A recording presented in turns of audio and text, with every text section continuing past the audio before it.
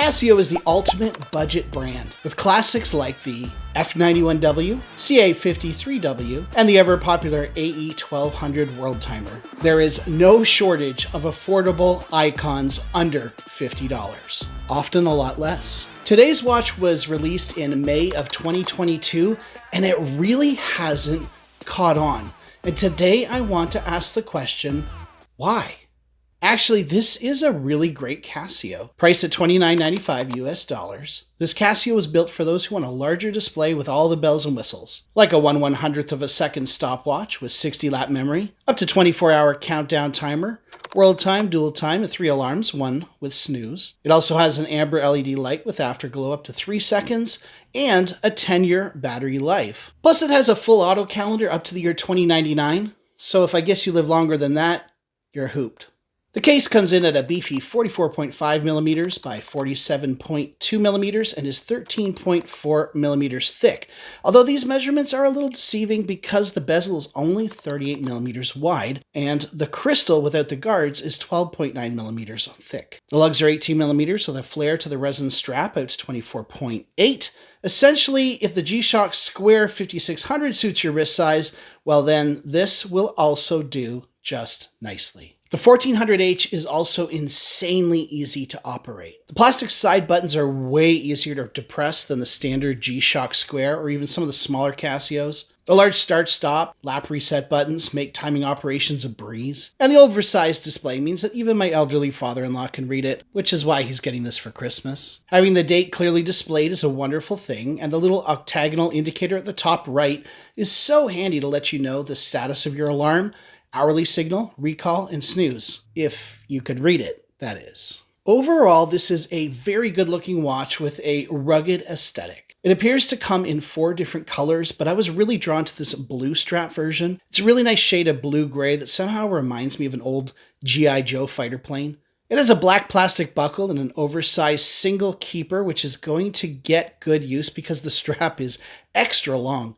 Just look how much is left of my 8.5-inch wrist. I love it. Casio has turned the keeper holes into a decorative feature on the strap, which I quite like, but it has these weird channels near the end links which squeeze the wrist and pushes the watch head away from your wrist, which is a huge shame because honestly, this is a very comfortable strap otherwise, and it looks like it's durable as well. Flipping the watch over, you find a screw down affair with all the pertinent text etched into the case back. The number I want to focus on here is 10, as in 10 bar or 100 meters of water resistance, which means you could do the dishes wearing this watch or even take it swimming, but anything more than that, you're probably best to leave it at home.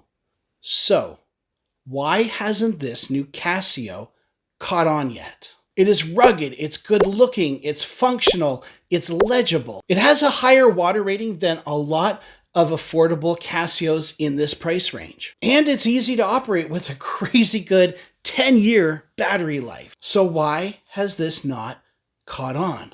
Well, I have a few thoughts. First of all, it's pretty large and rugged looking, which means you probably aren't wearing this to the office. Meanwhile, many other budget Casio beauties like the F91W or the World Timer actually slide under a cuff pretty nicely and look good doing it. So, by its nature, this watch has less universal appeal than some others in this price range. Adding to this, if you're willing to spend a few more dollars, you can step up into a classic G-Shock Square with similar dimensions, but greater water resistance, durability, and arguably a more refined look. And it also has kind of a cheap feel in hand. I have to admit, I was really excited to unbox this one, but after unboxing it, it kind of left me feeling a little meh.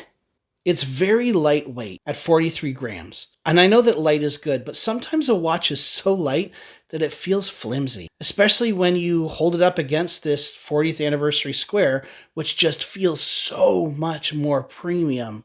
And for what I paid for it, it should be.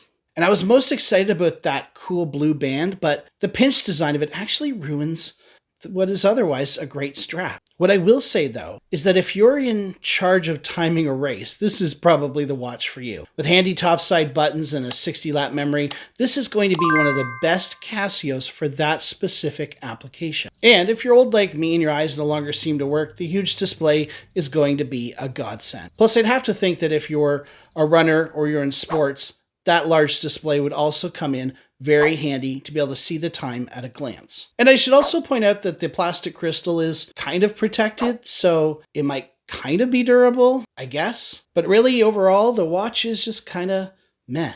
And since I don't hear other reviewers gushing about it, I'm probably not the only one who thinks so. And that could be why many people are not buying this Casio. Let's be honest, influencers play a huge role today in what is trendy, in what people are buying, on the bandwagons that people are jumping on. And they're not jumping on this one, are they? Thank you so much for watching, everybody. Have a great day. If you're looking for more great, affordable watch content, then why not check out one of these videos down below.